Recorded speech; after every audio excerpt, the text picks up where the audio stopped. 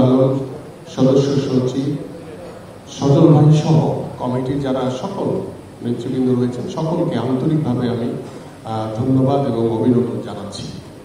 এবং আমি তাদের কাছে আহ্বান করব, আপনি ইতিমধ্যে জানেন এনএসসি থেকে এবং স্পোর্টস মিনিস্ট্রি থেকে বাংলাদেশের প্রত্যেকটি জেলায় জেলায় জেলা ক্রীড়া সংস্থার যে কমিটি করার যে নির্দেশনা দেওয়া হয়েছে জেলা প্রশাসক বরাবর, সেখানে আমাদের কাছে বেশ কিছু তথ্যপাত্র রয়েছে যে জেলা প্রশাসক তিনি হয়তো বা মাঠের ক্রীড়া সংগঠন বা কাউকে দিয়ে যদি কমিটি পাঠান, সেই কমিটি পাশ করা হয় না। এই এনএসসিতে এসে সেই কমিটি আমাদের উপদেষ্টা মন মতো করে যদি দেওয়া না হয়, সেই কমিটি পাশ হয় না। আজকে আমি জেলা এবং বিভাগীয় ক্রীড়া সংগঠন অ্যাসোসিয়েশন আপনাদের কাছে আহ্বান করব যে আপনারা আজকের পরে আপনাদের প্রত্যেকটি জেলায় এবং বিভাগে যেখানে এই ধরনের কমিটি করার নির্দেশনা দেওয়া হয়েছে, আপনারা প্রত্যেকে ছড়িয়ে যাবেন, গিয়ে প্রত্যেকটি জেলা প্রশাসকের সাথে কথা বলে তাদের কাছে বলতে হবে যে যারা মাঠের ক্রীড়া সংগঠন, যাদেরকে দিলে আপনার জেলা ক্রীড়াঙ্গন ভালোভাবে কাজ করবে, সেই লোকগুলোকে দিয়ে আপনি প্রস্তাবনা পাঠাবেন এবং আমাদের এখানে ক্রীড়া পরিষদের বা এখানে উপদেষ্টার সাথে কথা বলার জন্য যে আপনি আপনার মন মতো করে ক্রীড়া সংগঠন দিবেন, তাদেরকে দিয়ে আপনি ক্রীড়াঙ্গনের কোনো কিছুই করতে পারবেন না। এই বিষয়টি আমি আশা করব এই জেলা ও বিভাগীয় ক্রীড়া অ্যাসোসিয়েশন তারা জোর দাবি নিয়ে আপনার এই কাজগুলো আজকের পর থেকে শুরু করবে।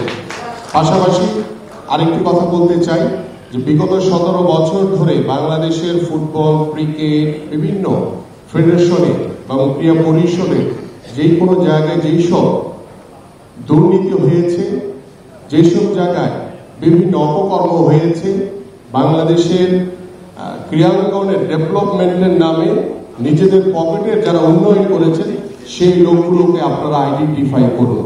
তাদের বিচার অবশ্যই, তাদেরকে আইনের আওতায় এনে অবশ্যই তাদের বিচার করা হবে, তাদের কাউকে ছাড় দেওয়া হবে না।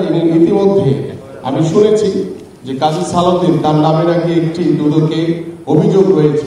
আমি সেটি দুদকের চেয়ারম্যানের বরাবর আহ্বান করব যে সেটি আপনি যাচাই বাছাই করে সেটি সঠিক তদন্ত করে যদি তিনি প্রমাণিত হন, দোষী হন, তাকে অবশ্যই আইনের আওতা হলে তারও বিচার করা হবে।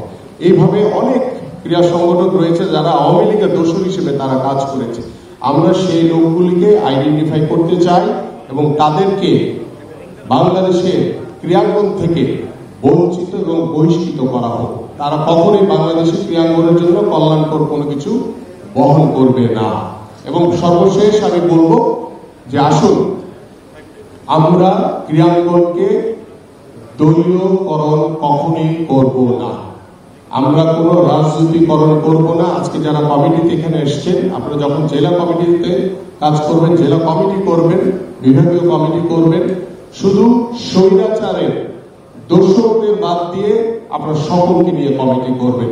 আমরা কোনোভাবেই আমাদের মাননীয় ভারপ্রাপ্ত চেয়ারম্যান জনাব তারেক রহমান ভবিষ্যতের ক্রীড়াঙ্গনে কখনই কোনো দলীয়করণ এবং রাজনীতিকরণ করা হবে না। আপনাদের সকলকে ধন্যবাদ।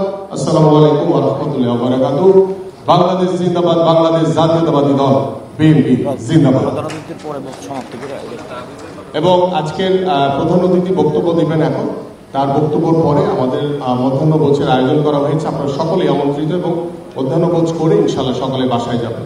ধন্যবাদ সবাইকে। For more updates, follow us on Facebook, subscribe our YouTube channel, get the latest update on www.daily-sun.com.